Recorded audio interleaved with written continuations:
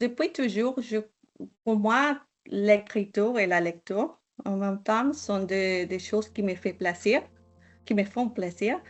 Et même si c'était un défi, c'était aussi une façon pour exprimer mes émotions qui me donne du confort. À celle que j'étais, que je suis et que je serai. Lena Avila Morales. Ne fuis pas, ma belle. Ne t'abandonne pas quand tu trembles. Ne laisse pas l'insécurité te consumer ni t'enfermer. La plage qui t'a sauvé tant de fois ne t'abandonne pas. Tu la portes tissée dans ton âme. Et tout comme tu as appris à aimer le soleil et le sel, tu pourras aimer le vent d'hiver. J'écris ce cri à partir de mon expérience personnelle, mais aussi je me suis inspirée des histoires de mes compagnons de classe parce qu'en tant qu'immigrant, on fait face à de nombreux défis.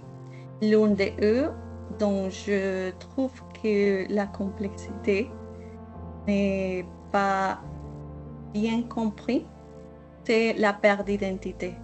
On peut revenir à ce texte et toujours trouver des choses intéressantes.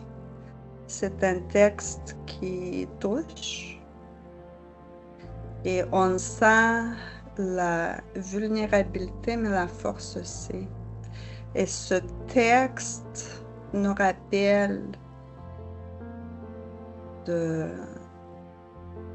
fait un rappel qu'il faut rester courageux. Pour moi, c'était comme deux mondes qui s'unissent pour créer une nouvelle identité plus puissante, plus forte et aussi plus résiliente pour atteindre nos objectifs et trouver notre place à la fin. Quand j'ai réalisé que ce que ça disait exactement, c'était que Lena et le texte de Lena étaient considérés comme meilleur texte écrit par un élève en francisation au Québec. Écoutez, j'ai des frissons, jusqu'à maintenant, j'ai des frissons. Pour moi, c'est aussi l'opportunité idéale pour mettre en valeur le travail de la francisation et celui des enseignants parce qu'il nous aide beaucoup, pas seulement à apprendre une nouvelle langue, mais aussi pour se sentir plus intégré, pour avoir un sens de communauté. Et c'est une personne qui apporte beaucoup dans une classe.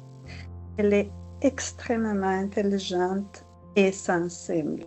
Je dis depuis toujours que c'est un mélange irrésistible.